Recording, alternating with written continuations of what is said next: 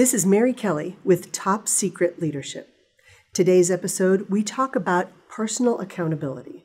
How do you stay focused on doing what you need to do when, frankly, you woke up this morning and you just didn't want to? Look, we've all had days like that. You wake up, you're tired. I don't know about what your life looks like, but very recently, I didn't get much sleep because the dog threw up most of the night. Got into something, the dog is fine, but I just didn't feel like doing what I needed to do that day.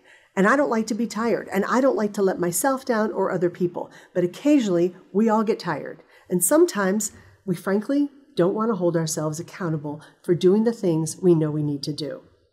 If we want to hold other people accountable, then we have to hold ourselves accountable. We have to do what we say we're going to do. We have to meet our deadlines and make sure our projects stay on time, on track, and under budget.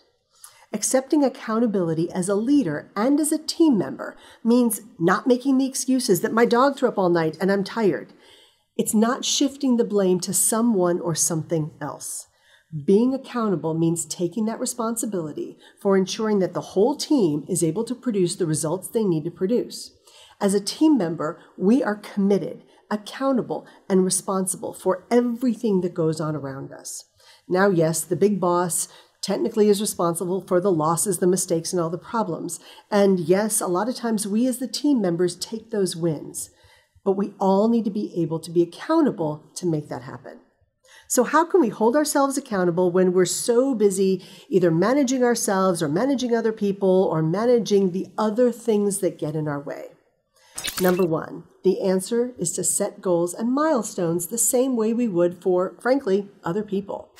I have a 12-month success and accountability planner that maps out every single month what my goals are, what I want to do more of, what I want to do less of, and what I need to accomplish in order to feel as though I stayed on track.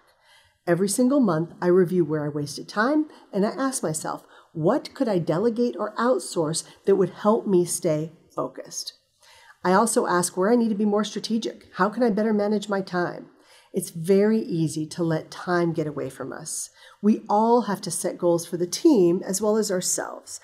In my case, what I do, and this might be helpful for you, is I take my monthly goals and I share them with the rest of my team so that they know what my focus is for the month. Another critical element of achieving what we want to achieve and being accountable to ourselves is effectively managing our time. How do we do this? Well, we make timelines. Most people work best when they have a deadline, so give yourself some. I was a teacher for over 30 years, and I was always amazed when my students would wander into class on a Monday morning when the paper was due. And through bleary eyes and hastily stapled papers, I would ask them, why did you wait till the last minute?